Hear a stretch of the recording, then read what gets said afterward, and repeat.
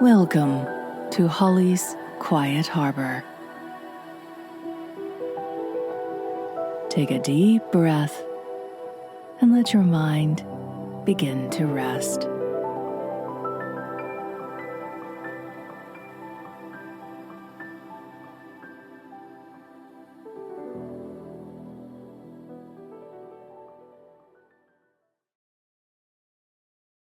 Warsaw has fallen, said Dr. Blythe with a resigned air, as he brought the mail in one warm August day.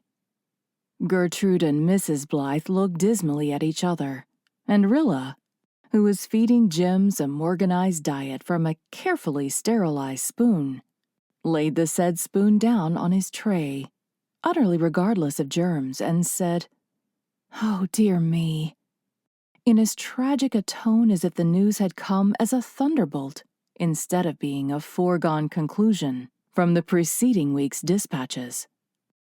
They had thought they were quite resigned to Warsaw's fall, but now they knew they had, as always, hoped against hope.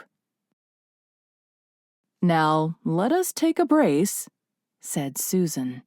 "It is not the terrible thing we've been thinking. I read a dispatch 3 columns long in the Montreal Herald yesterday that proved that Warsaw was not important from a military point of view at all. So let us take the military point of view, Dr. dear." "I read that dispatch too, and it has encouraged me immensely," said Gertrude. "I knew then and I know now that it was a lie from beginning to end. But I'm in that state of mind where even a lie is comfort, providing it's a cheerful lie." "In that case, Miss Oliver dear, the German official reports ought to be all you need," said Susan sarcastically. "I never read them now because they make me so mad I cannot put my thoughts properly on my work after a dose of them. Even this news about Warsaw has taken the edge off my afternoon's plans. Misfortunes never come singly. I spoiled my baking of bread today, and now Warsaw has fallen. And here's little Kitchener, bent on choking himself to death." Jims was evidently trying to swallow his spoon, germs and all. Rilla rescued him mechanically and was about to resume the operation of feeding him, when a casual remark of her father's sent such a shock and thrill over her that for the second time she dropped that doomed spoon. "Kenneth Ford is down at Martin West's over harbor," the doctor was saying. "His regiment was on its way to the front but was held up in Kingsport for some reason, and Ken got leave of absence to come over to the island." "I hope he will come up to see us," exclaimed Mrs. Blythe. "He only has a day or 2 off, I believe," said the doctor absently. Nobody noticed Rilla's flushed face and trembling hands. Even the most thoughtful and watchful of parents do not see everything that goes on under their very noses. Rilla made a 3rd attempt to give the long-suffering Jims his dinner, but all she could think of was the question, would Ken come to see her before he went away? She had not heard from him for a long while. Had he forgotten her completely? If he did not come, she would know that he had. Perhaps there was even some other girl back there in Toronto. Of course there was.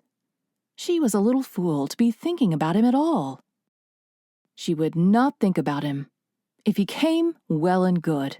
It would only be courteous of him to make a farewell call at Ingleside, where he'd often been a guest. If he did not come, well and good too. It didn't matter very much. Nobody was going to fret. That was all settled comfortably. She was quite indifferent. But meanwhile, Jims was being fed with a haste and recklessness that would have filled the soul of Morgan to horror. Jims himself didn't like it, being a methodical baby, accustomed to swallowing spoonfuls with a decent interval for breath between each. He protested, but his protest availed him nothing. Rilla, as far as the care and feeding of infants was concerned, was utterly demoralized. Then the telephone bell rang.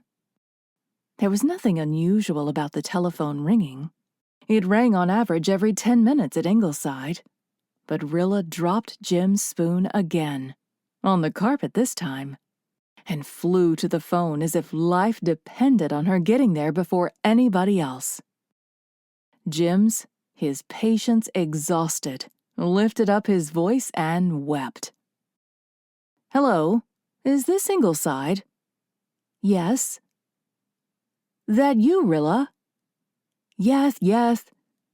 Oh, why couldn't Jim stop howling for just one little minute? Why didn't somebody come in and choke him? "Know who's speaking?" Oh, didn't she know? Wouldn't she know that voice anywhere, at any time? "It's Ken, isn't it?" "Sure thing. I'm here for a look-in. Can I come up to Ingleside tonight and see you?" "Of course."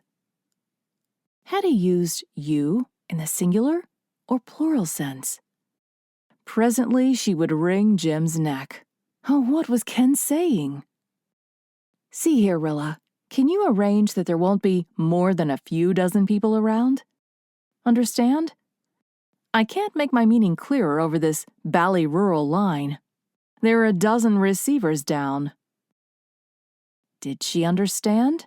Yes, she understood. "I'll try," she said. "I'll be up about 8 then. Bye-bye." Rilla hung up the phone and flew to Jim's, but she did not wring that injured infant's neck.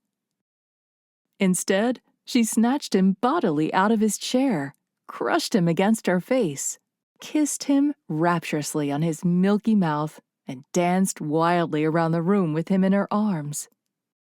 After this, Jims was relieved to find that she returned to sanity, gave him the rest of his dinner properly, and tucked him away for his afternoon nap with the little lullaby he loved best of all. She sewed at Red Cross shirts for the rest of the afternoon and built a crystal castle of dreams, all aquiver with rainbows. Ken wanted to see her alone. That could easily be managed. Shirley wouldn't bother them. Father and Mother were going to the manse. Miss Oliver never played gooseberry, and Jims always slept the clock round from 7 to 7. She would entertain Ken on the veranda. It would be moonlight. She would wear her white gorget dress and do her hair up. Yes, she would. At least in a low knot at the nape of her neck. Mother couldn't object to that, surely. Oh, how wonderful and romantic it would be. Would Ken say anything? He must mean to say something, or why should he be so particular about seeing her alone? What if it rained? Susan had been complaining about Mr. Hyde that morning. What if some officious Junior Red called to discuss Belgians and shirts? Or, worst of all, what if Fred Arnold dropped in? He did occasionally. The evening came at last, and was all that could be desired in an evening. The doctor and his wife went to the manse. Shirley and Miss Oliver went they alone knew where. Susan went to the shore for her household supplies, and Jims went to dreamland.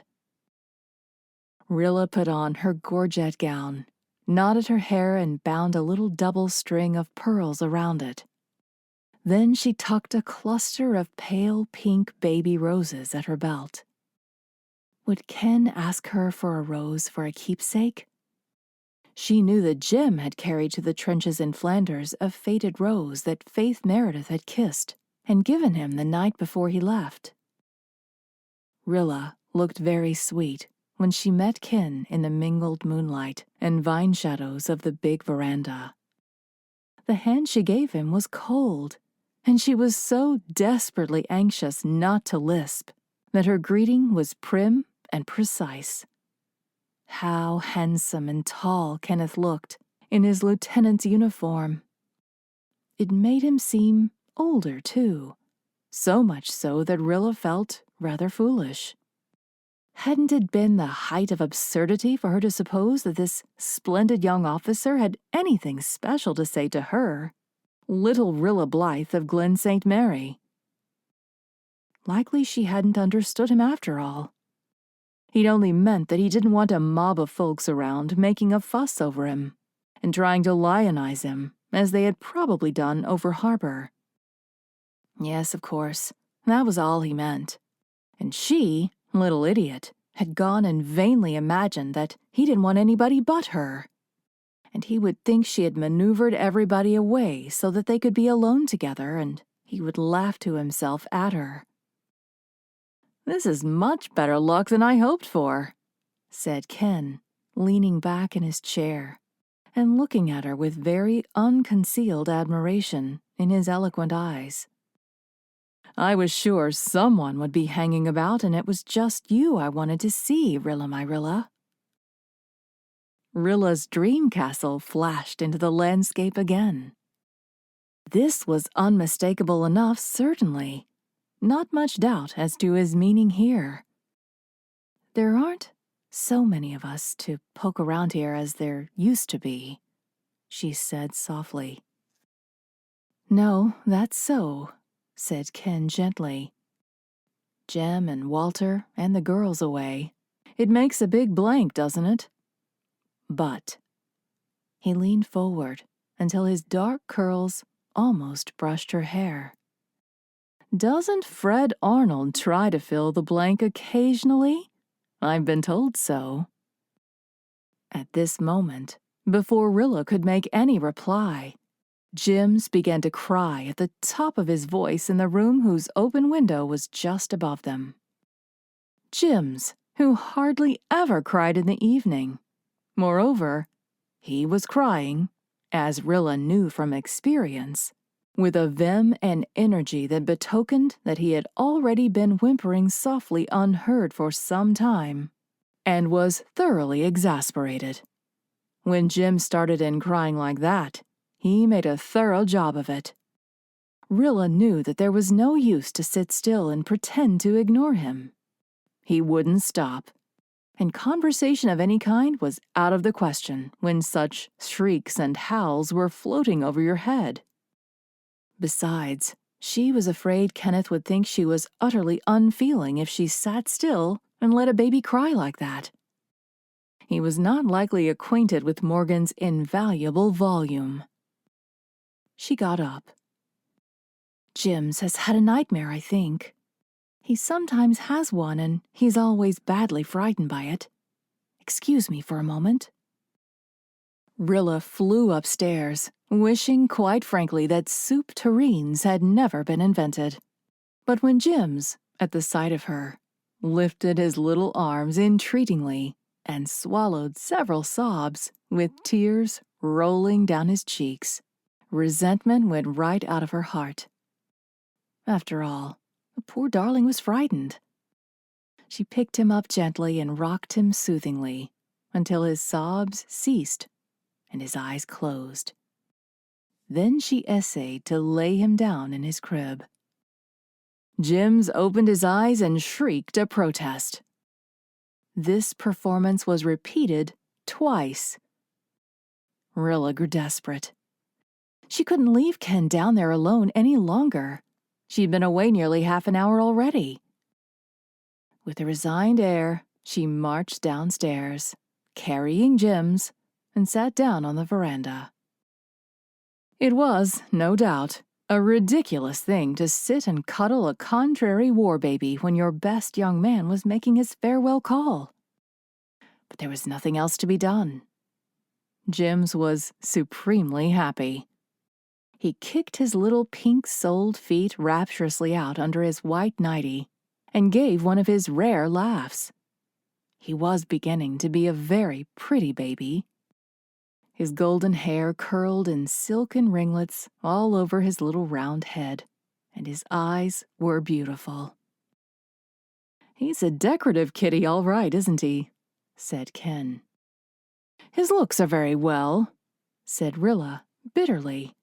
as if to imply that they were much the best of him. Jims, being an astute infant, sensed trouble in the atmosphere and realized that it was up to him to clear it away.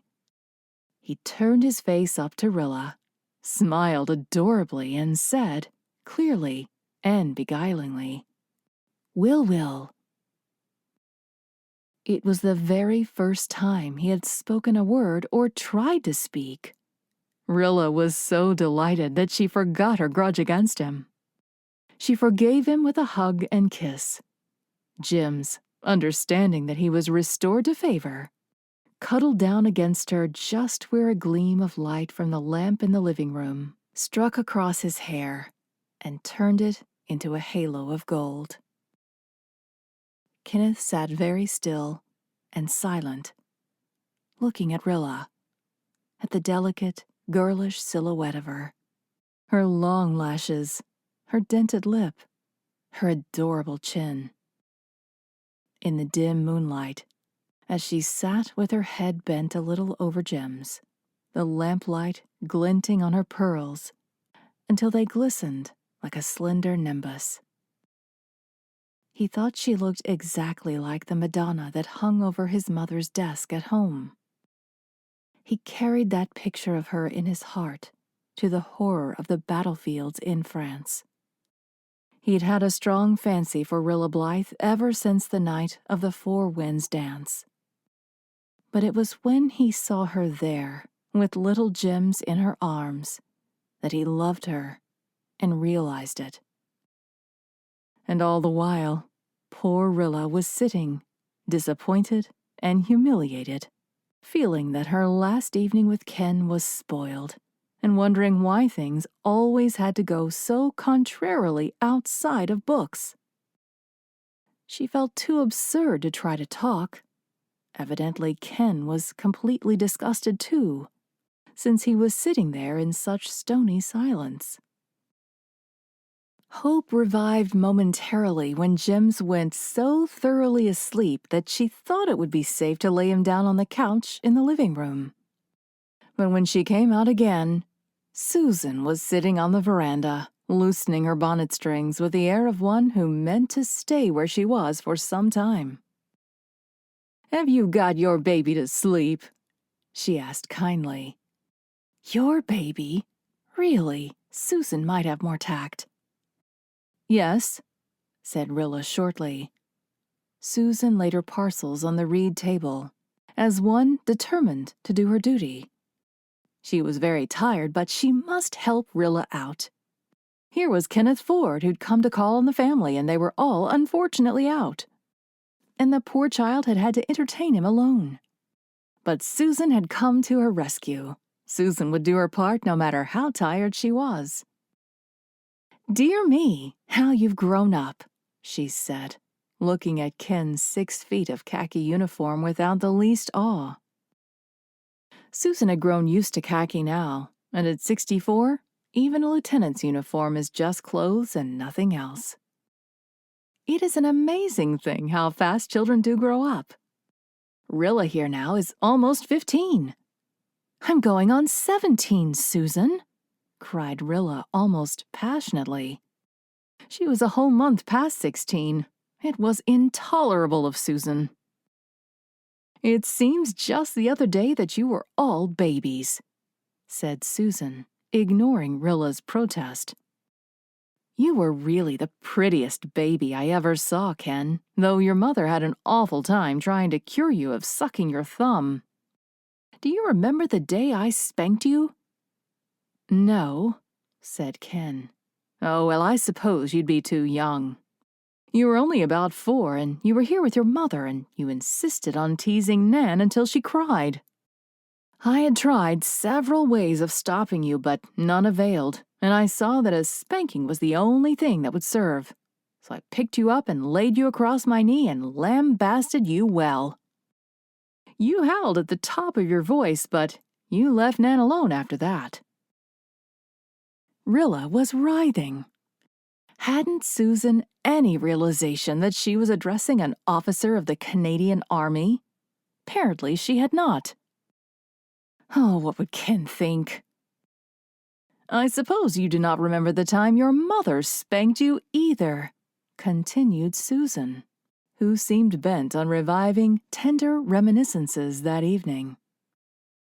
I shall never, no, never forget it. She was up here one night with you when you were about 3, and you and Walter were playing out in the kitchen yard with a kitten. I had a big puncheon of rainwater by the spout, which I was reserving for making soap, and you and Walter began quarreling over the kitten. Walter was at one side of the puncheon, standing on a chair, holding the kitten, and you were standing on a chair at the other side. You leaned across that puncheon and grabbed the kitten and pulled. You were always a great hand for taking what you wanted without too much ceremony. Walter held on tight, and the poor kitten yelled. But you dragged Walter and the kitten half over, and then you both lost your balance and tumbled into that puncheon, kitten and all. If I'd not been on the spot, you would have both been drowned. I flew to the rescue and hauled you all 3 out before much harm was done. And your mother, who had seen it all from the upstairs window, came down and picked you up, dripping as you were, and gave you a beautiful spanking. Ah, said Susan with a sigh, those were happy old days at Ingleside. Must have been, said Ken. His voice sounded odd and stiff. Rilla supposed he was hopelessly enraged. The truth was, he dared not trust his voice, lest it betray his frantic desire to laugh. Rilla here now, said Susan, looking affectionately at that unhappy damsel. Never was much spanked. She was a real well-behaved child for the most part, but her father did spank her once. She got 2 bottles of pills out of his office and dared Alice Clow to see which of them could swallow all the pills first. And if her father had not happened in the nick of time, those 2 children would have been corpses by night. As it was, they were both sick enough shortly after, but the doctor spanked Rilla then and there, and he made such a thorough job of it that she's never meddled with anything in his office afterwards. We hear a great deal nowadays of something that's called moral persuasion, but, in my opinion, a good spanking and no nagging afterwards is a much better thing. Rilla wondered viciously whether Susan meant to relate all the family spankings. But Susan had finished with the subject and branched off to another cheerful one. I remember little Todd McAllister over harbor killed himself that very way, eating up a whole box of fruitatives because he thought they were candy. It was a very sad affair. He was, said Susan earnestly, the very cutest little corpse I ever laid my eyes on. It was very careless of his mother to leave the fruitatives where he could get them. But she was well known to be a heedless creature. One day she found a nest of 5 eggs as she was going across the fields to church, with a brand new blue silk dress on. So she put them in the pocket of her petticoat. And when she got to church, she forgot all about them and sat down on them, and her dress was ruined, not to speak of the petticoat. Let me see. Was not Todd some relation of yours? Your great-grandmother West was a McAllister. Her brother Amos was a MacDonaldite in religion. I'm told he used to take the jerks something fearful. But you look more like your great-grandfather West than the McAllisters. He died of a paralytic stroke quite early in life. Did you see anybody at the store? Asked Rilla desperately, in the faint hope of directing Susan's conversation into more agreeable channels. Nobody except Mary Vance, said Susan. And she was stepping round as brisk as the Irishman's flea. What terrible similes Susan used. Would Kenneth think she acquired them from the family? To hear Mary talk about Miller Douglas, you would think he was the only Glen boy who had enlisted, Susan went on. But of course, she always did brag, and she has some good qualities, I'm willing to admit. though I didn't think so the time she chased Rilla here through the village with a dried codfish, till the poor child fell, heels over head, into the puddle before Carter Flagg's store. Rilla went cold all over with wrath and shame. Were there any more disgraceful scenes in her past that Susan would rake up? As for Ken, he could have howled over Susan's speeches, but he would not so insult this lady.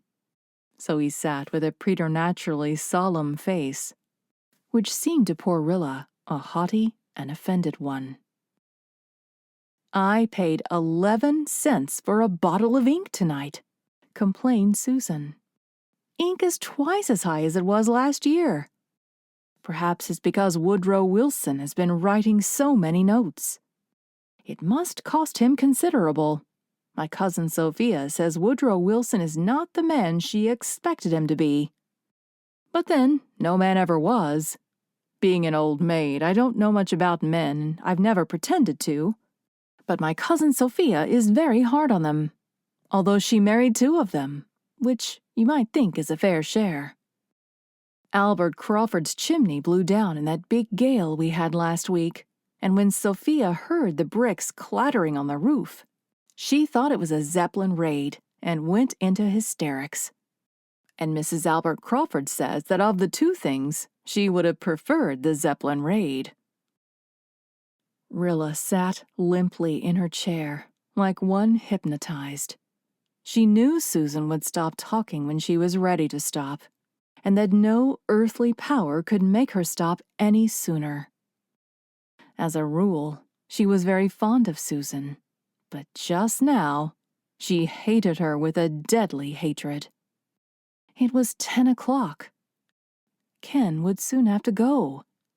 The others would soon be home, and she'd not even had a chance to explain to Ken that Fred Arnold filled no blank in her life, nor ever could. Her rainbow castle lay in ruins around her. Kenneth got up at last. He realized that Susan was there to stay as long as he did. And it was a 3-mile walk to Martin West's over harbor. He wondered if Rilla had put Susan up to this, not wanting to be left alone with him, lest he say something Fred Arnold's sweetheart did not want to hear. Rilla got up too, and walked, silently, the length of the veranda with him. They stood there for a moment, Ken on the lower step. The step was half sunk into the earth, and mint grew thickly about and over its edge. Often crushed by so many passing feet, it gave out its essence freely, and the spicy odor hung round them, like a soundless, invisible benediction. Ken looked up at Rilla, whose hair was shining in the moonlight, and whose eyes were pools of allurement.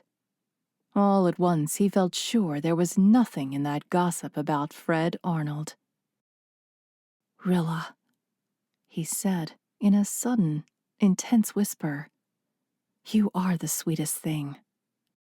Rilla flushed and looked at Susan. Ken looked too and saw that Susan's back was turned. He put his arm about Rilla and kissed her. It was the first time Rilla had ever been kissed. She thought perhaps she ought to resent it, but she didn't. Instead, she glanced timidly into Kenneth's seeking eyes, and her glance was a kiss. "Rilla, my Rilla," said Ken, "will you promise that you won't let anyone else kiss you until I come back?" "Yes," said Rilla, trembling and thrilling. Susan was turning round. Ken loosened his hold and stepped to the walk. "Goodbye," he said casually. Rilla heard herself saying it just as casually. She stood and watched him down the walk, out of the gate, and down the road. When the fir wood hid him from her sight, she suddenly said, "Oh," in a choked way and ran down the gate, sweet blossomy things catching at her skirts as she ran. Leaning over the gate, she saw Kenneth walking briskly down the road. Over the bars of tree shadows and moonlight, his tall figure gray in the white radiance. As he reached the turn, he stopped and looked back, and saw her standing amid the tall white lilies by the gate. He waved his hand, she waved hers. He was gone around the turn. Rilla stood there for a little while, gazing across the fields of mist and silver. She had heard her mother say that she loved turns in roads. They were so provocative and alluring. Rilla thought she hated them. She had seen Jim and Jerry vanish from her around the bend in the road, then Walter, and now Ken. Brothers and playmate and sweetheart. They were all gone. Never, it might be, to return. Yet still, the piper piped, and the dance of death went on. When Rilla walked slowly back to the house, Susan was still sitting by the veranda table, and Susan was sniffing suspiciously. "I've been thinking, Rilla dear, of the old days in the House of Dreams, when Kenneth's mother and father were courting, and Jem was a little baby, and you were not born or thought of. It was a very romantic affair, and she and your mother were such chums. To think I should have lived to see her son going to the front, as if she'd not had enough trouble in her early life without this coming upon her. But we must take a brace and see it through." All Rilla's anger against Susan had evaporated. With Ken's kiss still burning on her lips, and the wonderful significance of the promise he had asked thrilling her heart and soul, she could not be angry with anyone. She put her slim, white hand into Susan's brown, work-hardened one, and gave it a squeeze. Susan was a faithful old dear, and would lay down her life for any one of them. "You're tired, Rilla dear, and had better go to bed," Susan said, patting her hand. "I noticed you were too tired to talk tonight. I'm glad I came home in time to help you out. It is very tiresome trying to entertain young men when you're not accustomed to it." Rilla carried Jims upstairs and went to bed, but not before she sat for a long time at her window, reconstructing her rainbow castle with several added domes and turrets. "I wonder," she said to herself, "if I am or am not engaged to Kenneth Ford."